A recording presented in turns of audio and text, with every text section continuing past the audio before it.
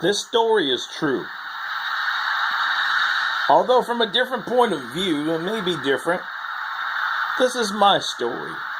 Of the year and 1 month I served as executive officer aboard the CSS Shenandoah.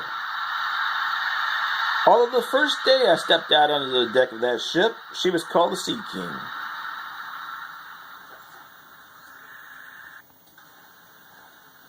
On October 8, 1864, we had rendezvoused with her on the steamer Laurel from Liverpool.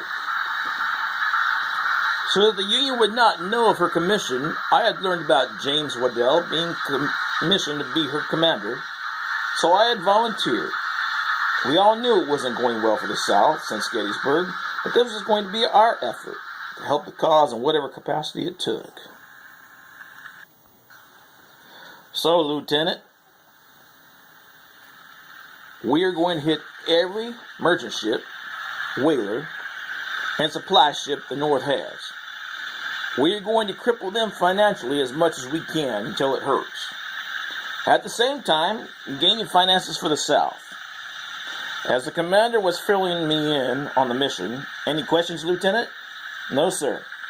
Do you have anything to add? No, sir. I understand the mission. We are going to be a small crew, though. Yes, Lieutenant, I've taken that into account. I've recruited some men from the Laurel. We also have the guns, but no gun ports and no supports. So we're going to have to take care of that as soon as possible. Yes, sir, Commander. I'll get some men on it right away. After Captain Waddell had overseen every detail of the ship's refit, on October 19, 1864, the Union Jack was lowered and the stainless banner was raised, and the ship was renamed CSS Shenandoah. We set sail that day and came across 5 different merchant ships on their way to the north, and we attacked each ship and sank them.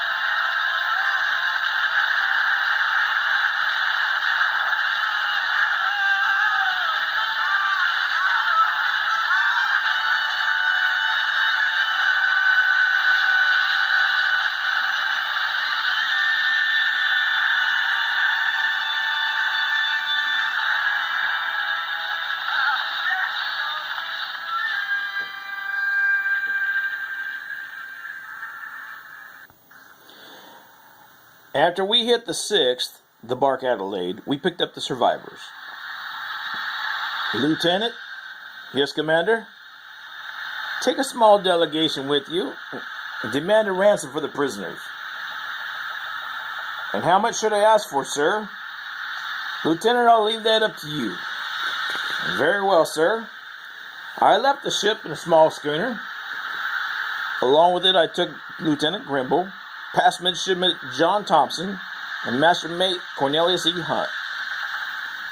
Sir, are we going to be okay? Hunt, just keep that powder in your pistol dry. You never know.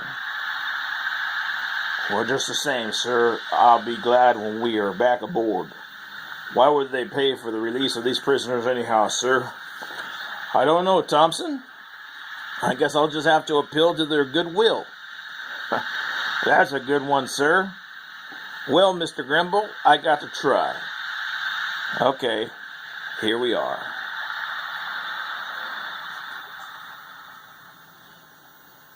And why should we pay you for their release? Well, for their lives. But if lives don't matter to you, I'll just send up a signal to the captain, and he'll kill them right now. 200 prisoners is a lot to shoot, Lieutenant. Who said anything about shooting? They're bound to the Adelaide. All he has to do is command the cannons to fire and sink it. They'll die quick. How much do you want? 24,000. And as soon as we're return, they'll be released. Very well.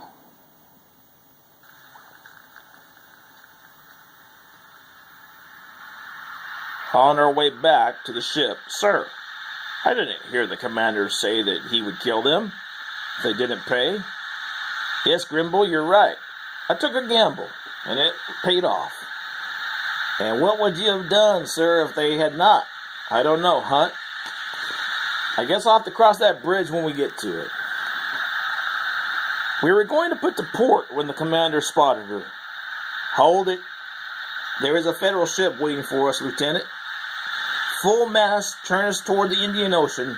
We'll set sail for Australia. Perhaps we can make it there. And very well, sir.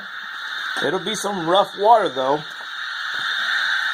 I'm well aware of that, mister. But I'd rather deal with the waves and the wind at my back than get into a fight with the Union man of war and diminish our chances for more prizes. Aye, aye, sir. We did travel the ocean, and it was rough.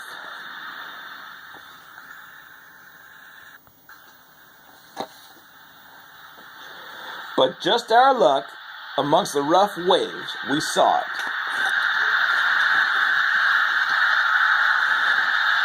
On December 29th, the bark Delphine of Bangor, Maine, rising up and down on the mountains of waves. Gunner!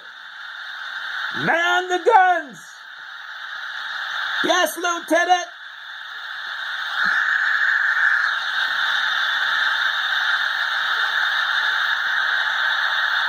Are you ready? Yes! Fire!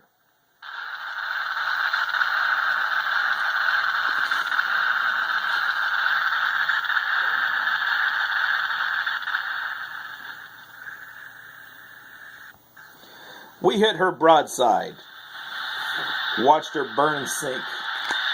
She was our only victim of the Indian.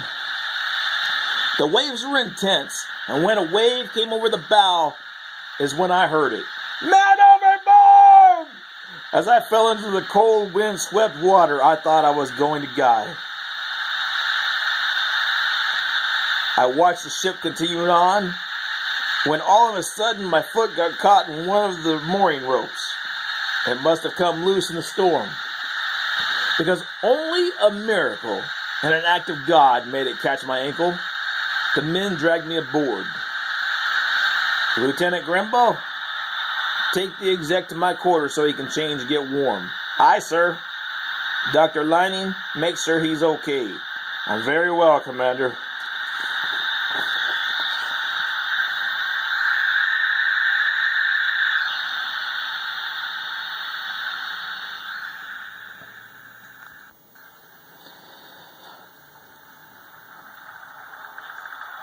I had dried and warmed up and got myself some sleep while I was in the captain's quarters.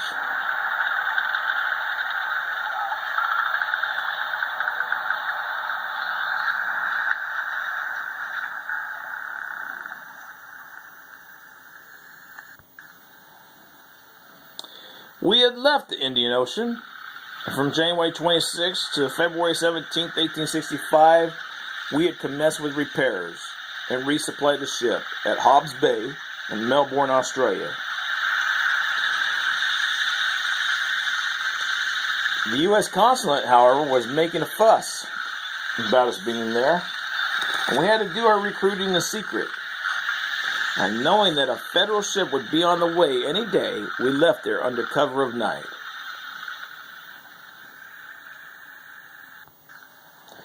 Lieutenant, are all of the new recruits on board? Yes, sir, Commander, 40. Very good. But, sir, yes, Lieutenant, what is it? We've also lost 19 deserters from our original crew. Damn. Well, nothing we could do about that. To hell with them. Very well, sir. On April 3rd to the 4th, we burned 4 whalers in the Carolina Islands. When the commander found some maps, Lieutenant, look.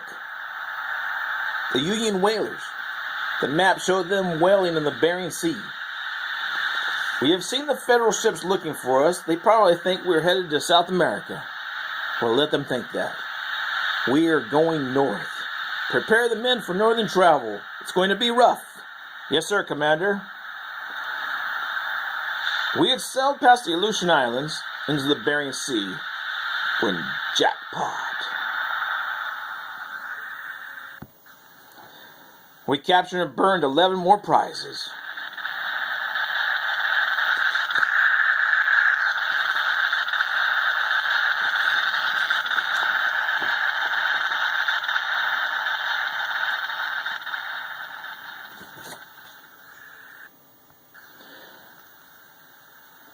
When on June 27th, 1865, the captain of the Susan and Abigail shouted, "What in the blazes are you doing?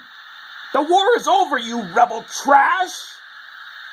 Sir, what are you talking about? Lee surrendered the Army of the Northern Virginia about almost 3 months ago at Appomattox Courthouse. See, it's right here. A newspaper from San Francisco with the news on the front page. Well, Captain, there's something else you missed here. President Davis said that the war would be continued on with renewed vigor. Sir, you are a prisoner of war. Mr. Colton, sir, take this man down and lock him up with the rest of the prisoners. Aye, aye, sir. We then took 7 more whalers in the course of 7 hours, just south of the Arctic Circle.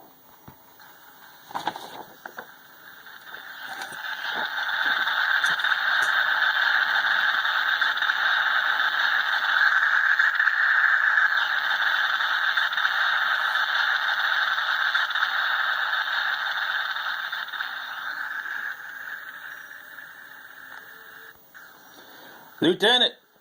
Yes, Commander. I've got a grand idea that would be the crowning jewel in our mission. What is that, sir? San Francisco. Sir? We'll hit San Francisco with all of our might. The city has to be very little fortified, and we'll take them by surprise.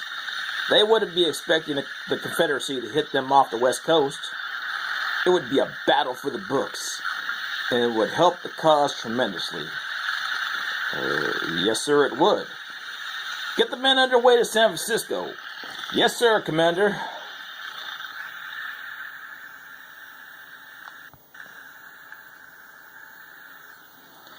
On August 3rd, 1865, we were on our way, and we saw a new prize. But the commander said, "Wait! It's not a prize. It's the Barracuda from Liverpool." As we pulled alongside each other, the captain met with the commander with the newspaper in his hand. I had never seen the commander so pale before. "Men, I have devastating news. General Joseph E. Johnston's army surrendered on April 26th. And Edmund Kirby Smith's army surrendered on May 26th. And most crucially, the capture of President Davis and part of his cabinet. Men, the war is over." The men stood there for a long moment on that sunny day, took off their hats, and with heads hung low, stood without saying a word. Then the commander spoke. "Men, now listen to me. We still have a job to do. Mr. Colton, sir, bring all the prisoners up to the deck and turn them over to the Barracuda. Sir, can you take these men to San Francisco and set them free?" "Will do." "Thank you." The Barracuda left, and the commander continued on. "Guy, Have your men remove the guns and store them away. Yes, sir. O'Shea, cover the holes and paint the ship to look as though we are a merchant ship. Aye, aye, sir. WC, strike the colors from the mast. We are going to sail with no flag. Yes, sir, Commander. Men, I'm going to get us to a safe port and surrender, but not going to surrender this ship to the Union. They may try us as pirates. We are going to sail around the Horn and on to Liverpool. Chief O'Brien.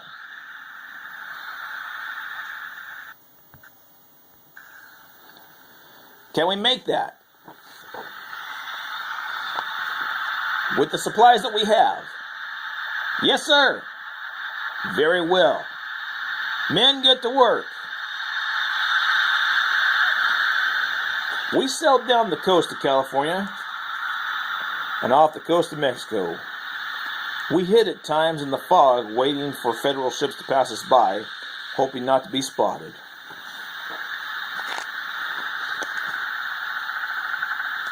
When one did spot us. Men, open those sails! Full mast! We sailed as fast as we could into the fog bank, and there was an island we weren't familiar with. The commander ordered us to sail through. It was so narrow that that our own ship barely fit through the rocks.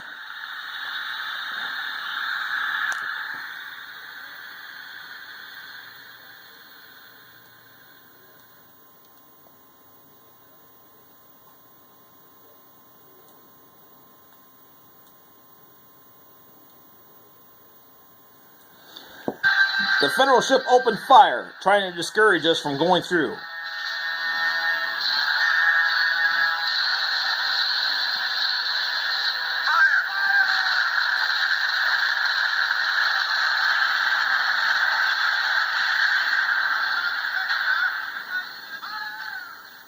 And just at that moment, their wheelman had misjudged. He hit the rocks.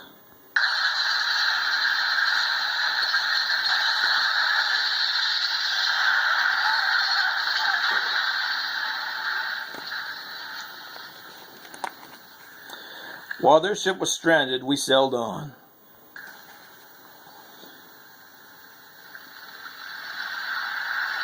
We finally anchored at the Mersey Bar.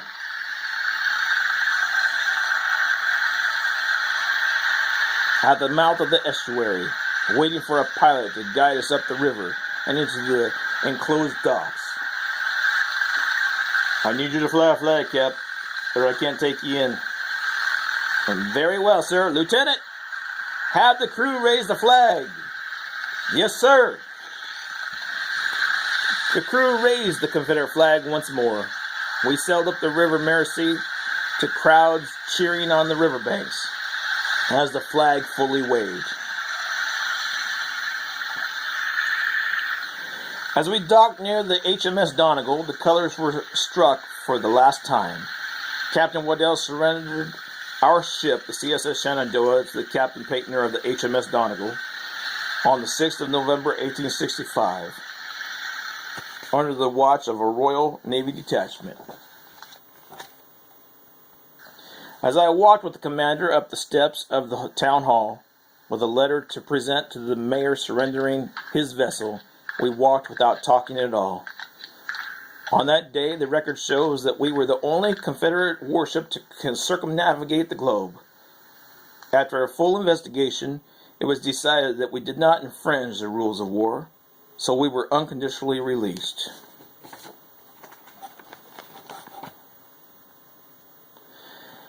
Before leaving the vessel for the last time, the crew gave 3 lusty cheers for the commander.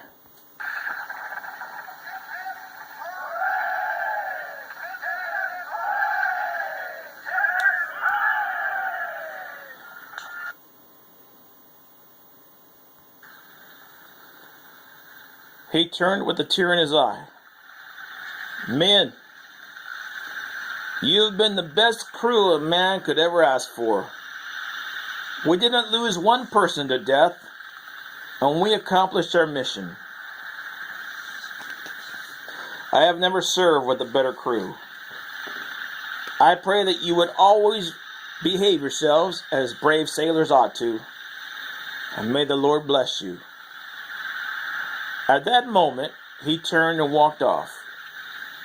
As for the Shenandoah, she is separated from her commander and crew, and now rides at anchor in the Sloane. As for me, in December 1865, S.S. Lee, Orpheus, Mr. Brown, John T. Mason, and myself sailed from Liverpool to Buenos Aires. We took up prospecting for a while, and then bought a small place and began to do a little farming. After a while, Brown and Mason went home, then Lee. But I didn't return until 1867. After I did, I took a law course at the University of Virginia. I was a captain of the Bayline steamer, was a superintendent for the railroad, worked in the Virginia Bank and Trust, and even organized it. But nothing compared to the 13 months of my life on Shenandoah. It was an adventure of a lifetime, and I wouldn't have missed it for the world.